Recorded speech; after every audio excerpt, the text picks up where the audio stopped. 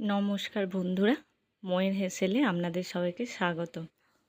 আজকের রেসিপি মশলাদার মাশরুম, যেটা রুটি বা ভাত দুটোর সাথে খাওয়া যাবে এবং খুব সুস্বাদু, খেতে খুবই ভালো। মাশরুম আমরা সবাই কম বেশি পছন্দ করেই থাকি। তো এখানে আমি মাশরুম নিয়েছি। এবার মাশরুমগুলোকে একটা বাটির মধ্যে গরম জল দিয়ে সেটা ভালো করে কচলে পরিষ্কার করে নিয়েছি। এবার জল থেকে উঠিয়ে একটা প্লেটের মধ্যে রেখেছি। এবার এরকমভাবে টুকরো টুকরো করে কেটে নিয়েছি। এবার কড়াইয়ে সাদা তেল দিয়েছি, তাতে জিরে ফোড়ন দেব। জিরেটা একটু ভাজা ভাজা হয়ে গেলে তাতে এলাচ, দারচিনি আর লবঙ্গ দেব। এবার কুচানো পেঁয়াজ দিয়ে দেব। পেঁয়াজটাকে বেশ ভালো করে ভাজতে হবে, গোল্ডেন ব্রাউন হওয়া পর্যন্ত বেশ সুন্দর করে ভেজে নিতে হবে মিডিয়াম ফ্লেমে। পেঁয়াজটা প্রায় ভাজা হয়ে এসছে।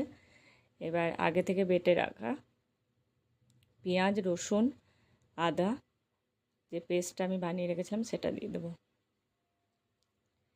এবার মশলাটা ভালো করে কষতে হবে, বেশ সময় নিয়ে কষবো।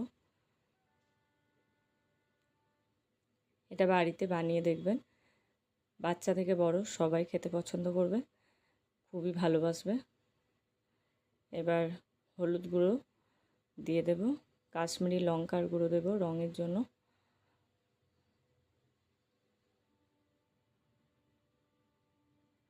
আবার ভালো করে মশলাটা কষে নিতে হবে। এবার টমেটো দিয়ে দেব।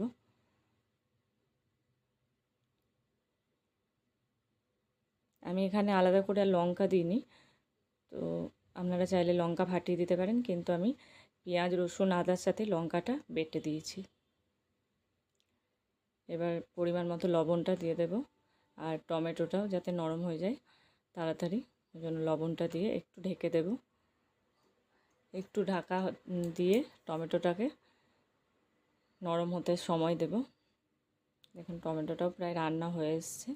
টমেটোর যে কাঁচা গন্ধ সেটা কমে এসছে। এবার টমেটোগুলোকে একটু খুন্তি দিয়ে পেস্ট করে নেব।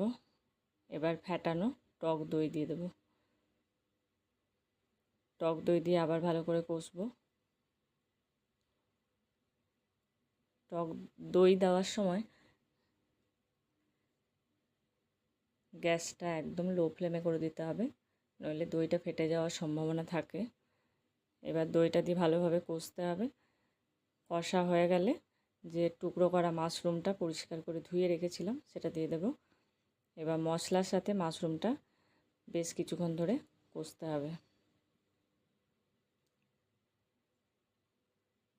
একটু ঢাকা দিয়ে দিয়ে কষবো, যাতে মাশরুমটা সিদ্ধও হয়ে যায়, আবার কষাটাও সুন্দরভাবে হয়। দেখুন অনেকটা জল বেরিয়ে এসছে।